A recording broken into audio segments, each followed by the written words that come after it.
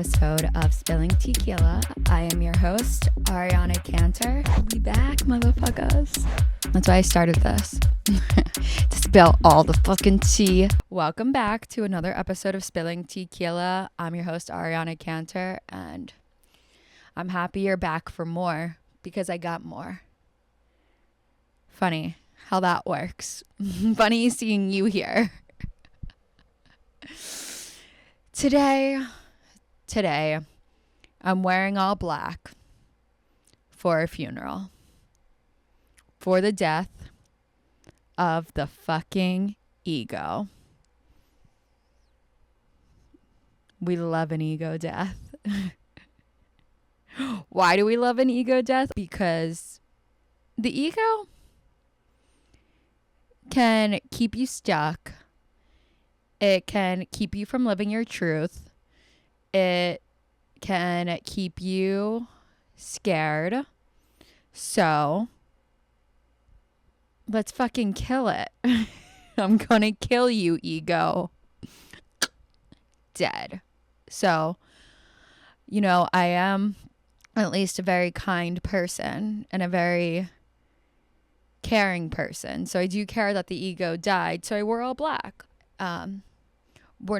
This isn't a funeral, actually. This is a celebration of life.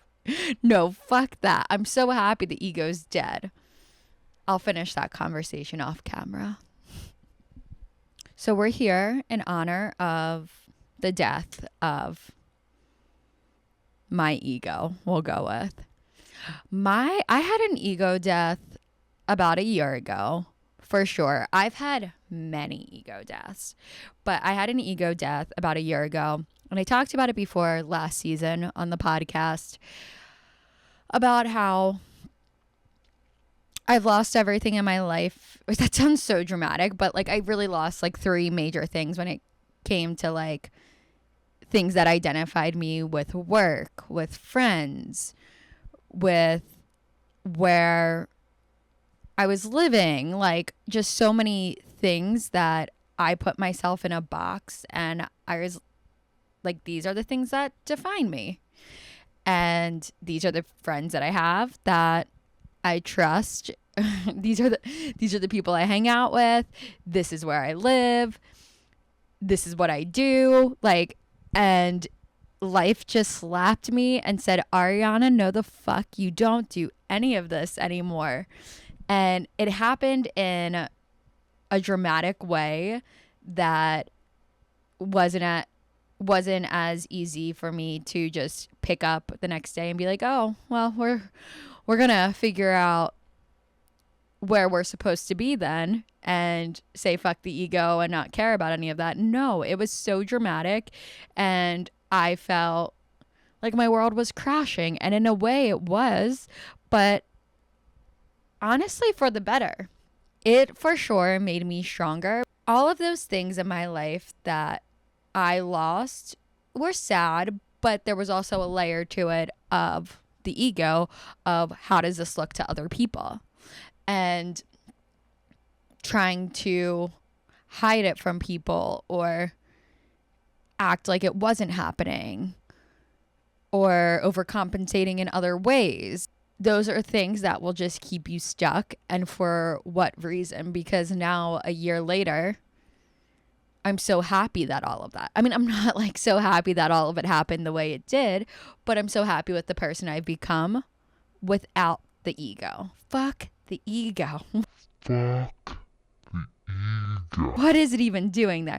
We all have an ego. We're all going to have an ego to some extent. I guess it really depends on how important it is to you. Are you just an ego-driven person? Is it all about you need to be the best? Or how do you define yourself? Do you define yourself as someone who has that always has the sexiest car? I don't know, just stupid ass shit. How the fuck do you define yourself? Do you define yourself as someone who likes to take a risk in life, someone who is really in tune with themselves, or someone who likes to learn more about themselves and more about others, someone that likes to travel? I'm really just explaining myself now. Are you someone that cares about morals and values? Are you someone who cares about materialistic lifestyle and items? Now, I like materialistic items and a materialistic lifestyle, but I care more about the material. I care more about the material. No, I care more about my like values and morals and like how I feel, how I make other people feel.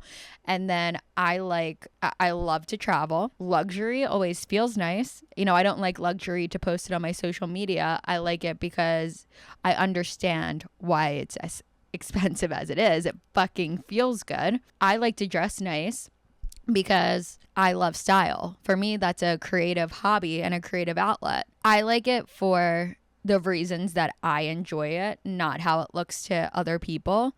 Because when life slapped me the way it did, you know, I couldn't care about how my life looked to other people. And, you know, I wasn't really ego driven prior to this situation. Like I've been very grateful in my life, I think, to go through certain obstacles that have made me not really give a shit about how my life looks to other people and not care about my ego.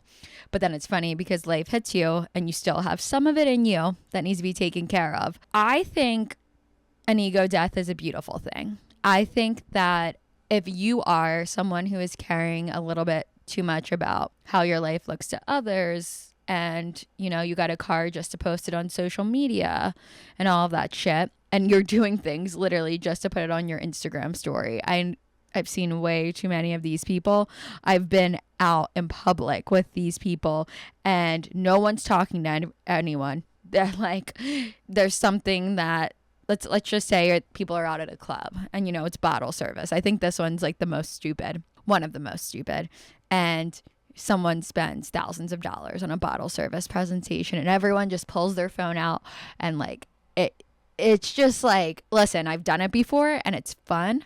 I've experienced it, but it's all for show. And the people that are like continuously doing that, it's like, what the fuck are you doing? Like, do you talk to each other? Do you guys just sit there and like, is it like a story battle of like who has the better stories? And then the next day you text about it. Oh my God, it looked like we had a fun night, but like I don't feel anything fucking inside. But our egos look cool. Our egos are satisfied. Everyone's jealous. It was lit. That shit, obviously, it just does not do it for me. And I think there's a certain level to everything. There's a certain balance to everything. Like, it's okay for us to want to look nice. It's okay for us to want to do fun things. It's okay to showcase things on the internet if we choose to do so. But there's a certain level where people are doing it only because how it looks to other people. Like, if you are doing it, you're living in real time, you're enjoying your life, enjoying the moment, and then you want to post stuff on social media because you're creative or it's a way to I don't know, like express yourself, but like you're really living your life as well. I see no issues doing that. I do that. It's such a thin line. And what are your reasons for doing so? Why do you have your job? Why do you have your career? Is your career to fit in society? Is it to be socially acceptable? Or is it something you're passionate about? Is it something that lights you up every single day? Is it something that excites you? Is it something that makes you want to go to work? Or do you fucking hate it? These are the questions that could fucking give your life a 180 in the best direction possible if you're doing things for the reasons that actually feel good to you and not how it looks to others. Are you trying to afford a lifestyle that you cannot afford just to keep up with other people, only to showcase it? Why do you do the things you do? Is it to make you feel better or is it to make you look better? I feel like that's like the easiest way to ask yourself and figure out what is driving you in life. I had no choice but to just kind of let the universe do its thing and be like, oh, there's nothing to showcase here, Ariana, unless you want to put all of your messy business out on the line. You just have to accept it, lean into yourself, and grow from it. And in the moment, it felt unfair and it felt hard and it felt like where is the light at the end of this tunnel?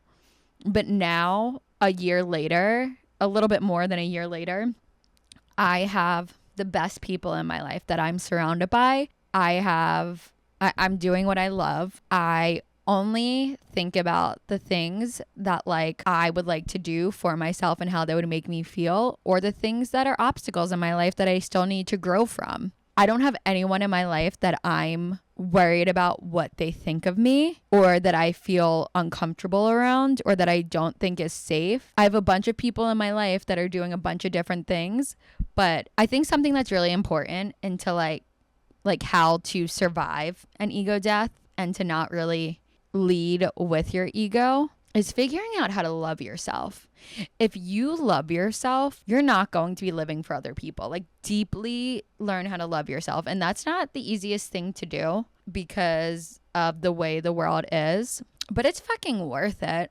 I have been on this journey, and I think it's a forever journey of loving myself. And it's pouring into myself in the little ways, whether it's meditating, taking time to myself, working out, eating healthy, doing things that make me feel good and light me up. They make me fall the fuck in love with myself and not care what anyone else thinks. And I just think there's so much beauty in that, because living a life where you don't care what other people think of you is fucking beautiful.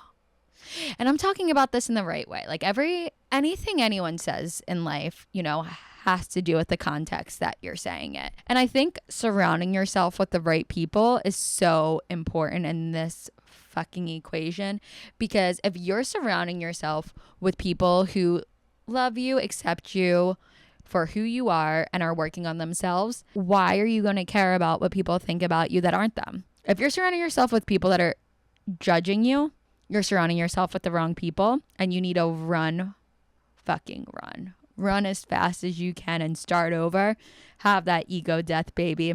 And I think to myself all of the time, I mean, putting myself out there online is scary as shit. We're constantly reminded of the ego and put in these like situations where we can choose to not care and do what we want, or allow other people's opinions to stop us. And that's the ego trying to tempt us to do so. But if the people in my life love me, accept me, and don't have issues with what I'm doing, then what do I have to worry about? If people that I don't know me, that I don't even like, don't care for, have issues with what I'm doing, if they even know what I'm doing, then why would I live my life to fucking please them? What beauty is there in that I'm living a life not doing something I want to do for someone else that I don't even know over my dead body? This is not Ariana's funeral or celebration of life. This is ego's. But it's not a celebration of life. Fuck. Funeral. It's not Ariana's funeral. It's the ego's funeral. I don't think it's bad to think highly of yourself. Like, if you genuinely think highly of yourself, like you deep inside, you're like, I am the shit. I'm the best. I am so confident about this. I've worked out so hard on my body. I fucking love it. It's sexy. I think all of that is sexy. I think it's admirable. It's not an easy thing to do either. It's something you work towards, but that's totally different than having an ego for something that you don't totally feel. Let's think of an example. I definitely in my 20s would like to, I like to go out, and I like to have fun, and I like to party. And when it comes to dating, I would wonder, if I went out too much, if I was a girl that went out and was a party girl, and would I ever be able to get into a relationship? And, should I not do those things and settle down in life so that I can be the kind of girl that gets in a relationship? Obviously, I've always done what I want to do because it never stopped me. But the thought crossed my mind a lot of times. And thank God I didn't listen to it, but I've definitely struggled with it at times, because that was trying to make me not do stuff I wanted to do to be acceptable to society in some way. Like, it's just so fucking fake. Meanwhile, I've had relationships in my 20s. I've dated, like, I don't even know why that would stop me, because it didn't stop me. But it's like the ego creeps up on you in certain ways when it comes to work. So many times in my 20s, I have thought about the job I have, the career I have. Can I just like get a better title so that I can level up in life. What the fuck is that title doing? I hate the whole title shit. It's like you get a new title and you get money and a new title, and it's like you feel like you're on top of the world. But do you?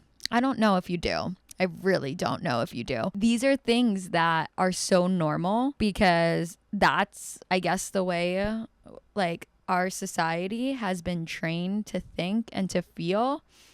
But I've done so much work on my mind and recognizing these things and deconditioning from them that now I look at the person that's taking the road less traveled as the most interesting person in the room. I look at the person who is doing the work to find their inner light and what lights them up every day and like in any situation. And that's the kind of person I have stuff in common with. That's the kind of person I want to talk to. I've had so many times where I've gotten a certain job and I've thought, wow, I can't wait to like go on dates and say, this is what I do. Or when I like meet new people, I'm like, this is what I do. For that one little fucking second that I get to say that in a sentence. And if the person across from me even knows what it is, because it's not what they do, and they're judging me off of that, why do I give a shit? Hi, my name's Ariana, and I talk to a camera with a microphone in my hand with no one else in the room after having a full conversation with myself. I edit it. So then I'm watching the conversation I just had with myself, and I really want to travel the world. That's now the version of me that people receive. And I couldn't be more happy that like, that's real. I want to like, and if someone says that to me, I'm like, or something along the lines of what they like, I'm like, let's fucking go. Tell me more. I'm excited to see you on this journey.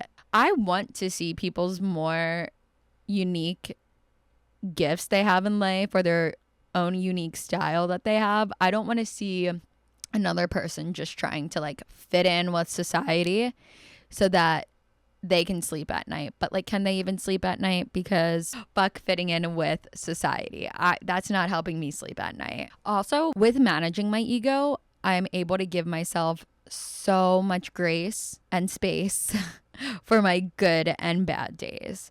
If I have a bad day, I'm able to work through it and know that's not a forever thing, even if it feels like it. And good days, the same, honestly. Because when I have a good day, today I'm actually having a good day, I'm like, let's go. Let's get as much done as we fucking can because tomorrow might be a day of rest. It might be a bad day where you're not able to accomplish anything. So fucking go and do your thing and get it done while you feel good. But it's not judging yourself based off of the good days or the bad days. It's knowing both exist. It's life and just rolling with it. I've experienced definitely ego issues in romantic relationships. I've talked about this on an episode before about a breakup I had, and the person I was dating told me that the only reason they were upset is because their ego was hurt because they've never been broken up with before, when it was like so sad for me to do it because we had a great friendship and we had a great relationship. But then, you know, sometimes it's only for a period of time. And it was so hard to like end things, and to think that all someone can think of is their ego is really sad, because you do care for that person, and that person hopefully did or does care for you. And to care more about what society is going to say about it, or how you feel like you're going to be viewed in society for something that worked out the way it did, is pretty pathetic, honestly. There's no person in this world that has everything just working out for them or hand it to them. And like, honestly, people that do have a lot just hand it to them. I'm sure it doesn't work out as you would think. There's always obstacles. There's always going to be obstacles. And the people that can admit their obstacles, can overcome them, that don't let their obstacles define them, or don't try to overcompensate in other ways to make themselves look better, those people are fucking sexy. Those people are my people. Those people run shit in my world. Because I fucking love authenticity. I love being real. I love knowing the good, the bad. That helps me trust people more. That helps me understand people better. That helps me not feel alone. Because if you're living life for your fucking ego and for this image that you think is socially acceptable, you're like definitely feeling alone inside. You're not feeling connected. There's some pieces missing, and you have to live with that until you want to make the change and you want to have a funeral for your ego. And I'm here for you when you want to make that move and do that, because it's motherfucking worth it. And on this podcast, we talk about the things that are worth it, that can make our life better and that can help us grow in the most ridiculous way that I don't even know if it makes sense, but that's the direction that we continuously go in. So, how do you survive an ego death? You take shelter, you find a cozy blanket, and you watch comforting movies. And then you figure out how to love yourself, and life is rainbows and fucking butterflies, and ego-driven people scare the fuck out of me. And I think that this is the end of the funeral. All good things come to an end. Ego lived a nice life, and it was all fucking fake. So we're happy ego died. If you're not too freaked out and scared of me at this point of the podcast, I'm happy you made it this far. And I have so much more to talk about. How lucky are we? I will see you same time, same place next week. Thank you so much for listening. And let's talk about anything that made a question arise in you. Anything you like, didn't like, anything you're like, what the fuck about? Let's just talk about it. Clearly, I love to talk. I'm a yapper. Let's talk. Okay. Same time, same place next week. Mwah.